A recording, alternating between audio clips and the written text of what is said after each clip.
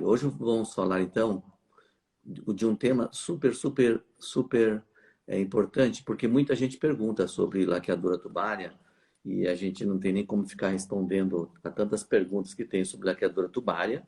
Na verdade, é um procedimento relativamente simples, mas acaba suscitando bastante dúvidas por conta de que as pessoas que fazem acabam não sabendo muito bem o que foi feito em relação à laqueadura.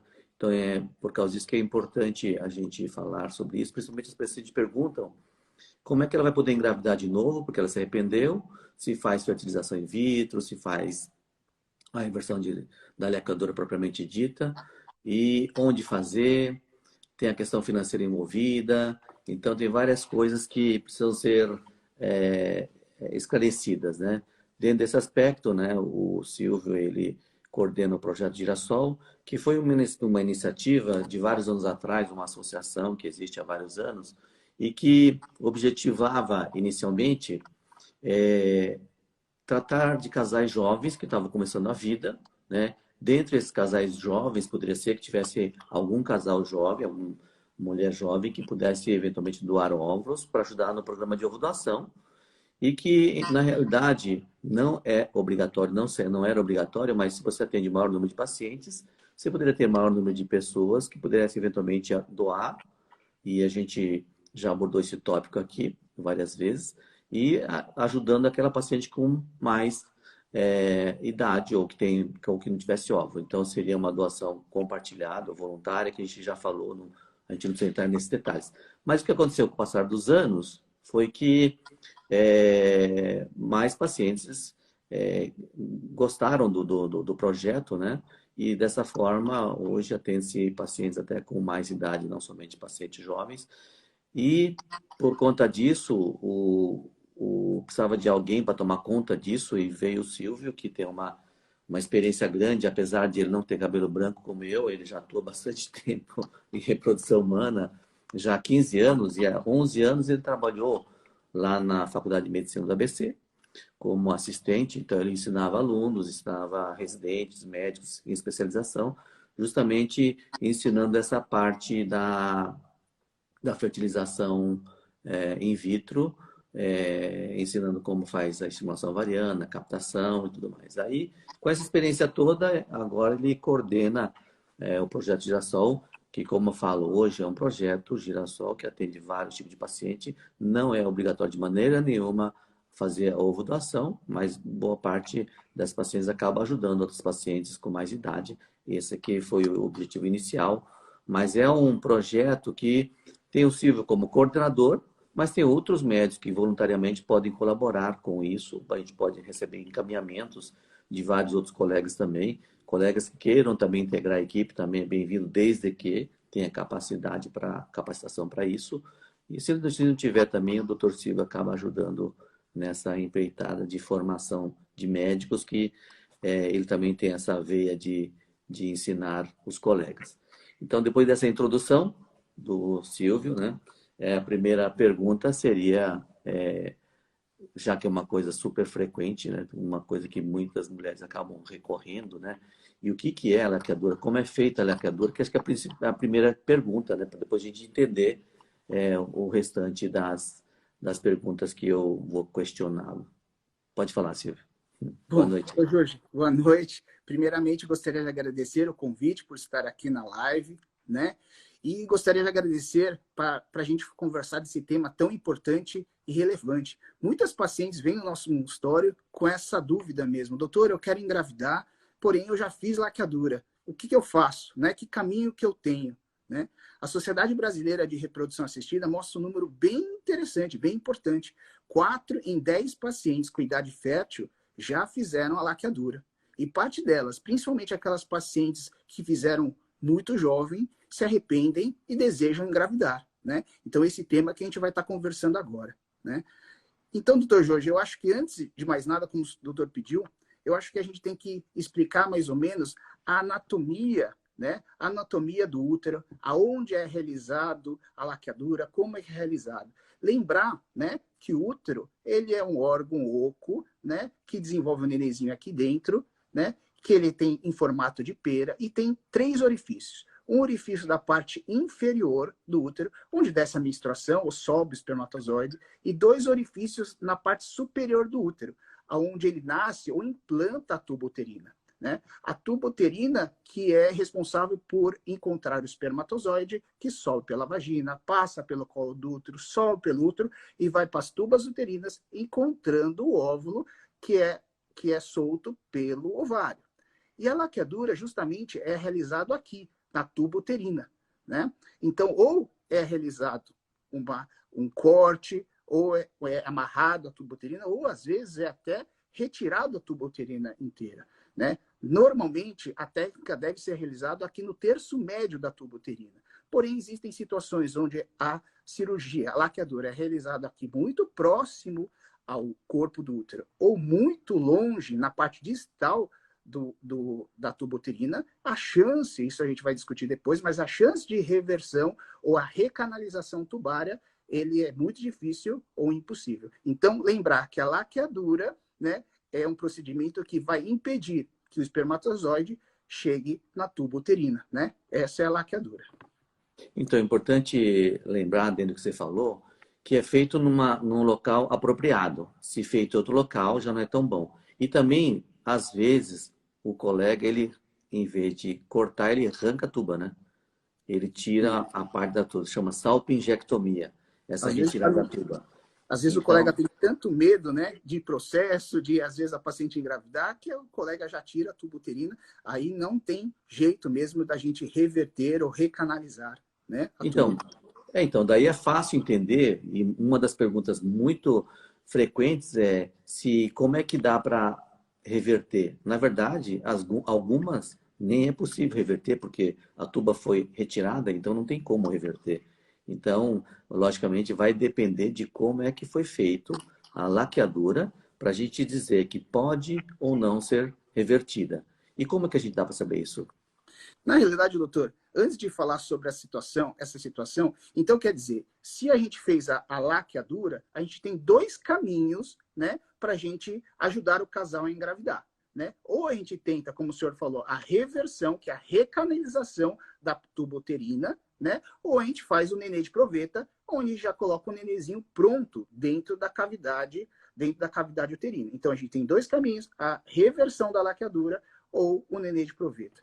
E quando a gente tem que colocar sempre na balança alguns itens, né, doutor, para a gente ver qual o melhor caminho, se a gente faz a fertilização ou a reversão, né? Primeiro fator importante, né, que a gente tem que considerar é a idade da paciente, né? Então, se a paciente tem uma idade mais avançada, a balança pesa para a gente ir para a fertilização in vitro, porque a gente não tem muito tempo. O outro fator importante é a reserva ovariana da paciente, né? Que a gente fala assim, é o tanque da paciente. Existe um exame de sangue chamado hormônio antimileriano, né? Que a gente consegue medir esse tanque, né? Existem pacientes de 35 anos com tanque de 35. Agora, tem paciente de 35 anos com tanque de 40, 40 e poucos, né? Então, quer dizer, se o tanque está acabando, a balança pesa para fertilização in vitro. O outro item importante que a gente sempre tem que estar avaliando antes de tentar reverter uma laqueadura, né, é a qualidade seminal, né, a concentração e a qualidade seminal, que é feita através do espermograma. Né? Se o sêmen do marido é inadequado, aí não tem jeito. Porque eu vou tentar reverter a laqueadura se eu não vou conseguir engravidar, né? Então, se o sêmen do marido é inadequado, a balança também pesa para fertilização in vitro. E o outro item também, é o que o doutor estava comentando, né? É a técnica, né, realizada da laqueadura, né? Se amarrou, ou se cortou, ou se tirou a tuba uterina toda, né? E também a localidade onde foi realizada a laqueadura. Né? Então, se a laqueadura foi realizada no terço médio, você tem uma chance de reversão. Se essa laqueadura foi feita muito próximo ao útero ou muito próximo das fímbrias, né, que é a parte distal da tuba uterina, aí a chance de reversão, como eu tinha dito, é quase impossível. Né? Então, a gente tem que colocar nessa balança essas situações. Doutor, eu tenho idade boa, menos de 35 anos, tenho uma reserva ovariana adequada. Meu marido tem sêmen bom, né? E essa situação, eu fiz a laqueadura nesse terço médio, eu tenho a chance, né, de tentar reverter. Agora, se não, o caminho é a fertilização in vitro. Mas voltando àquela pergunta, doutor, como eu sei, né? Aonde foi feito essa laqueadura, né? Na realidade, ou a paciente pergunta para o médico, né? Na realidade, onde foi feito, qual a técnica que foi realizada, né? Que às vezes é difícil, né? Ou você faz um exame chamado esterossalpingografia. Esterossalpingografia é um exame onde você injeta contraste dentro do útero e tira raio-x seriados, né? E ainda a gente vai vendo o preenchimento desse contraste pelo útero e o preenchimento da tuba uterina. Se esse preenchimento acaba aqui, essa laqueadura foi feita bem proximal. Se a laqueadura foi feita para aqui, com contraste, ela foi feita no terço médio. Se o contraste para aqui, né? Então foi feito na parte distal. Infelizmente, a esterossalpingografia, a gente não dá para saber. Às vezes a gente sabe que parou aqui, mas se ele só amarrou, ou cortou, ou tirou a tuba inteira, isso a gente vai saber. A gente só vai saber, às vezes, durante um ato cirúrgico, né? Uma coisa que a gente fazia antigamente nas clínicas é o seguinte, a paciente, ela tinha laqueadura, lá tinha bastante paciente que tinha feito laqueadura, e a gente fazia a esterossalpingografia, mas tinha que obrigatoriamente fazer um passo antes, que era fazer a laparoscopia. Então a gente colocava ótica no umbigo, olhava dentro do abdômen para ver se sobrava, se tinha essa parte distal. Aí, até na época que eu estava orientando a pós-graduação lá na Faculdade de Medicina da USP, meu orientando fez um trabalho de hidrolaparoscopia. Então, como que é a hidrolaparoscopia? Que eu chamei na época, chamei de videopelviscopia transvaginal. A gente introduzia pelo fundo da vagina uma ótica, enchia de líquido o abdômen e com isso a gente podia olhar a tuba, a parte distal da tuba, a parte mais longe do útero da tuba. Se tivesse essa parte da tuba, já era um bom prognóstico que talvez tivesse um bom coto de tuba. Muitas vezes não dava para ver exatamente onde foi feita a tuba, mas onde foi feita a laqueadura, mas dava para ver se tinha a parte da tuba, da parte da fímbria, que é a parte funcional, vamos dizer assim, mais funcional da tuba. Então, com isso, que era um procedimento ambulatorial, a gente poderia minimizar a internação. Então, não precisaria de internar e fazer uma laparoscopia.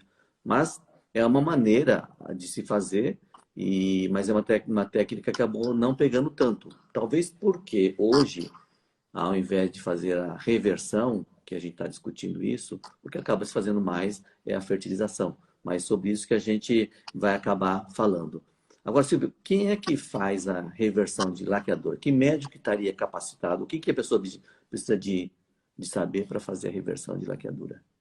Realmente esse é um fator importante também, né? Então significa o quê? Se a paciente tem condições, né? Tem uma idade boa, menos de 35 anos, reserva boa, sêmen bom, e a gente viu que essa laqueadura foi feita no terço médio da tuba uterina, né? A chance e o sucesso da reversão, ele varia muito nos trabalhos, entre 40% a 80%. Isso vai depender muito da expertise do cirurgião, né? Porque é uma microcirurgia, né? Realmente não é todo cirurgião que tem essa expertise para fazer esse tipo de cirurgia, né? E essa variação tão grande de sucesso dessa reversão, ele varia mediante a esse cirurgião, né? Porque ele tem que estar preparado, as chances de reversão com uma microcirurgia, ele é muito maior e não são tão no Brasil inteiro, não são tantos médicos capazes, né, dessa expertise. Então, sobre isso também eu tenho uma outra coisa também. Em 1998, 99, por aí, eu comecei um trabalho lá no Hospital Pérola Baito, onde era o chefe da laparoscopia e esteroscopia, que eu fazia reversão de laqueadura, fiz uma casuística de reversão de laqueadura, usando mini laparotomia. Então, fazer um corte pequeno no abdômen, né, de uns 5 centímetros, e fazia a reversão de laqueadura usando técnica microcirúrgica, com cuidados microcirúrgicos, não usando microcirurgia, cuidados microcirúrgicos. O resultado foi bastante bom. Na verdade, hoje, pelo Brasil afora, é difícil o hospital que tenha condições de oferecer um microscópio, que é o padrão ouro, usar um microscópio e usar de técnica microcirúrgica, usando fio mononylon super fino, né? Que é visível com o microscópio para ter toda a habilidade, a claridade para se enxergar. Na verdade, isso acaba sendo extremamente trabalhoso e difícil de formação. Por isso que, como o Silvio falou, não tem tanta gente capacitada para fazer isso no Brasil, porque também não tem tantos hospitais que oferecem a condição Brasil afora. E com essa técnica, usando cuidados microcirúrgicos, pode ter um resultado razoável, principalmente naqueles locais onde não tem fertilização in vitro, que na verdade, hoje em dia, quase todos os locais você tem acesso à fertilização in vitro, mas acho que tem menos acesso a ginecologista que faz microcirurgia para reversão de laqueadura. Esse que é a realidade. Além do que, somente, quer dizer, tem a questão da internação, né? E a internação pode se fazer pelo convênio ou não, porque tem todo um gasto laboratorial. Como que é essa questão do convênio, Silvio? Como que é a internação para fazer reversão? Será que o convênio autoriza, não autoriza? Como que é isso? No meu parecer, no meu conhecimento, eu imagino que a reversão de laqueadura, o convênio realmente não cubra, né? Então, essa é uma dificuldade também que os pacientes têm, né? De tentar essa situação. Realmente, na prática, né? A gente dá esses dois caminhos, né? Mas a grande maioria dos casais optam por uma fertilização in vitro, né? Mas a gente sempre tem que dar os caminhos, a gente tem que falar os prós e os contras. Eu acho que cada paciente tem que procurar o seu médico especialista, ver os prós e contras e decidir com o paciente individualmente qual é o melhor caminho. Mas realmente hoje, na prática, a grande maioria das pacientes laqueadas partem para uma fertilização in vitro, realmente. Na verdade, sim, a fertilização in vitro é bem divulgada, tem muita gente que faz, mas tem a questão do custo, que também é importante. Então, uma coisa que, se o convênio não autorizar, fica complicado. Então, na verdade, muitas pacientes têm que dar um jeito de fazer, eventualmente. Então, tem alguns hospitais públicos que fazem isso. E ao fazer, bom, a paciente optou por tentar fazer reversão. E qual exame que é importante, né, para se fazer, para ver a anatomia da tuba? E se não for fazer, ou se optar pela fertilização in vitro, qual que é o exame que seria importante fazer?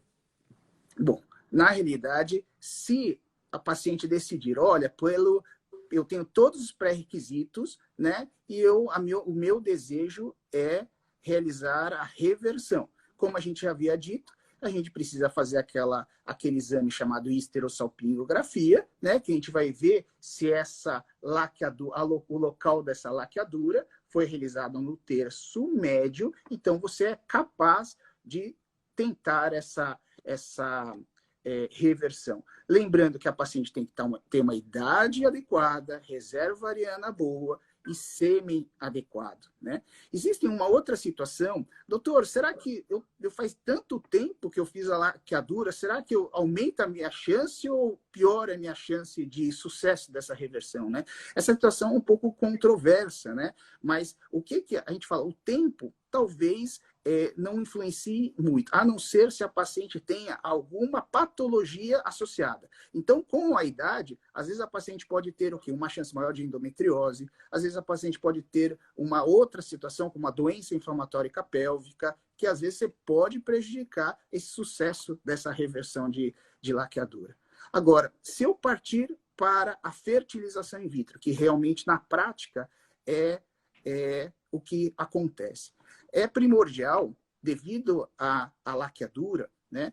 É primordial você fazer pelo menos, existem diversos outros exames, mas tem que fazer um ultrassom endovaginal.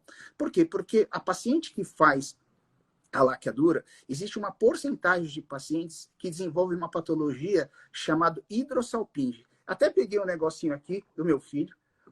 É como se fosse uma dilatação da tuba uterina. Então, a tuba uterina tem que estar fininha, ela fez a laqueadura e essa tuba fica dilatada. E ela fica cheia de água lá dentro. E existem trabalhos mostrando que esse líquido ele pode refluir para a cavidade intrauterina, dificultando sim o sucesso da gravidez numa fertilização in vitro. Então, quando você visualiza, através do ultrassom, uma imagem de hidrossalpinge, né, que é água nas trompas, aí a gente precisa, parece brincadeira, mas a gente precisa ou retirar essa tuba-uterina antes de uma fertilização in vitro, ou a gente parece brincadeira, mas a gente tem que fazer uma laqueadura, né?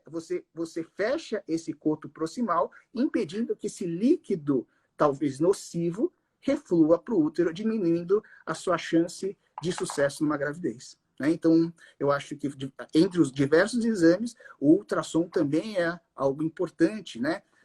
Relacionado à laqueadura prévia. Aí, uma questão que as pessoas se perguntam, né? Se a paciente fez laqueadura, ela opta pela fertilização in vitro, ela pode doar óvulo?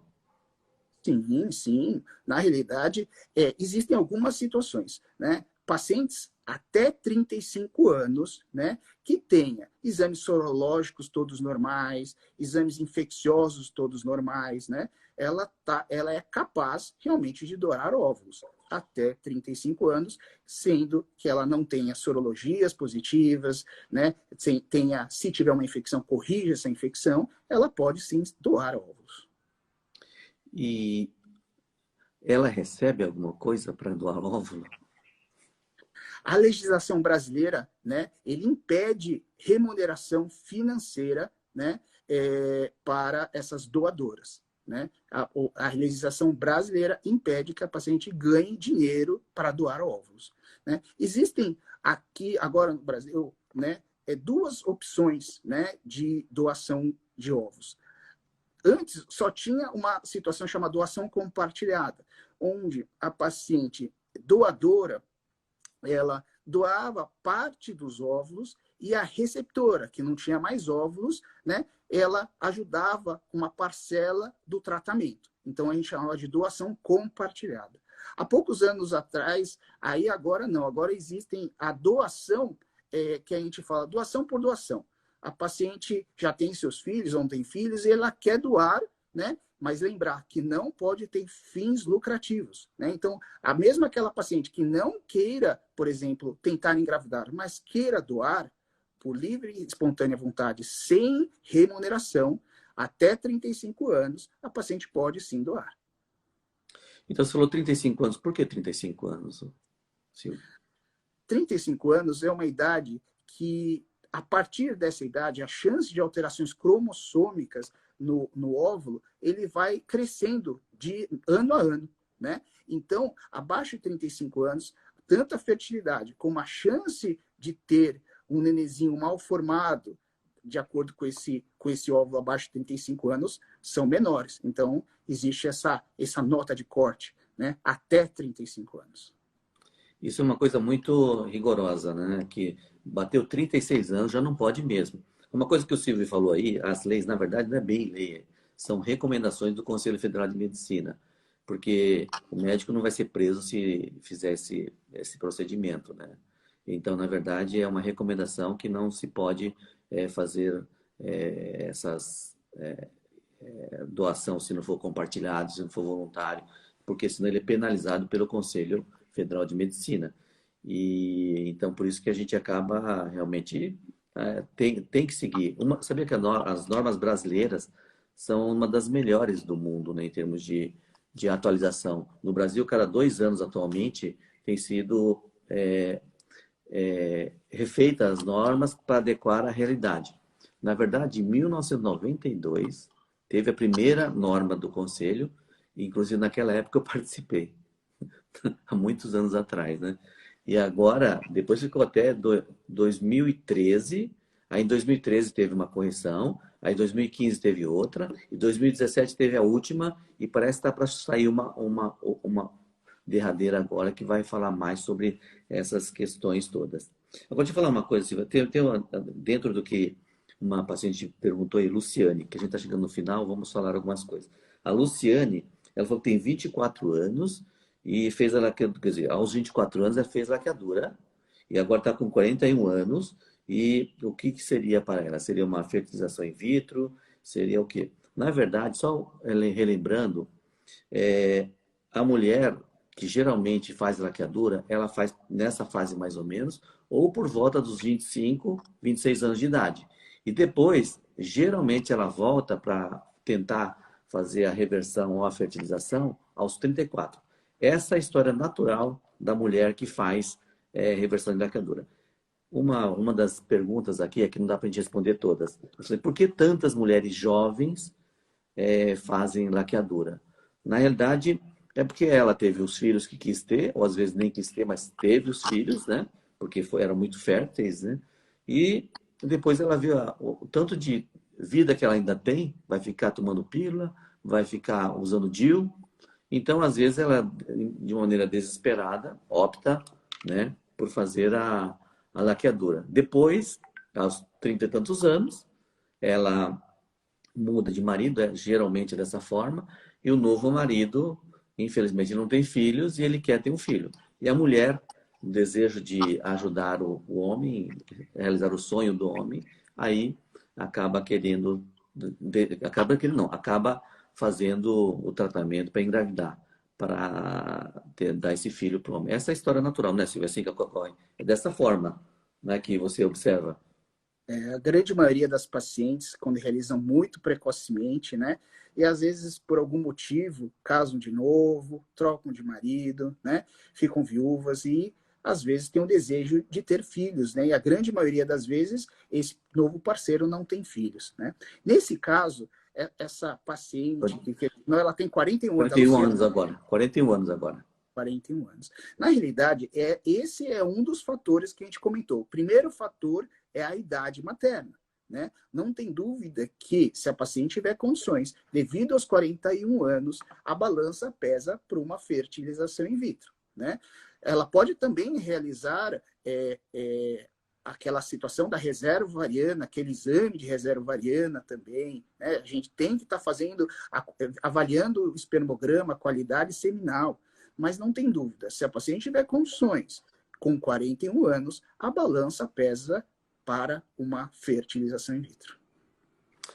É isso aí, Silvio. Na verdade, a gente foi super pontual, né? E acho que a gente abordou o que geralmente as pacientes perguntam. O que mais você gostaria de falar para a gente encerrar? E depois a gente continua um pouquinho falando de outras coisas, mas para a gente encerrar a live, o que você acha?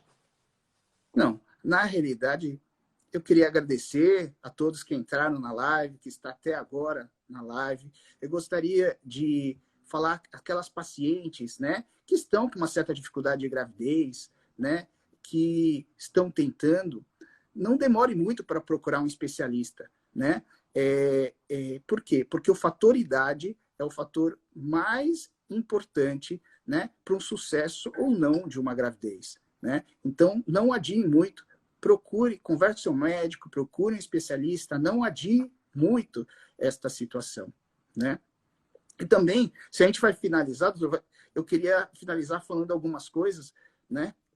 Não sei se você vai perguntar mais alguma Não, coisa. pode finalizar, depois eu falo, mas fica à vontade, você falar à vontade que você tiver, que você acha que é importante, você que atende bastante paciente, né, ver o que você acha que as pacientes perguntam, que for útil, porque é bom para a gente esclarecer várias pessoas ao mesmo tempo, porque depois essa live fica disponível nos vários lugares, inclusive no YouTube, então dá para muita gente ver posteriormente o que você vai falar. Então, doutor Júlio, eu acho que a gente falou bastante desse assunto, né? Eu acho que a gente esclareceu bem. Eu estou à disposição, né, para discutir outros assuntos interessantes, né, como preservação de fertilidade, que está bem em voga, né, às vezes ovo-doação, né? Existem vários assuntos bem interessantes e bem pertinentes. Mas, na realidade, para finalizar mesmo, doutor Júlio, eu queria agradecer, então, a todos. E eu queria agradecer também o senhor, viu? Pela confiança, né? Por deixar eu coordenar o projeto Girassol, viu? Eu sou muito grato, né? Eu acho que o projeto Girassol é um sonho do doutor para ajudar os casais a realizar, ajudar muitos casais, né? Eu acho que nós vamos realmente juntos ajudar muitos casais a realizar o seu sonho, né, o casal, o paciente realizar o seu sonho. Então, eu queria agradecer pela confiança. Obrigado, viu, Sr. Jorge? Muito bem. Então, obrigado você. Deixa eu fazer algumas considerações. Algumas pessoas perguntaram, né?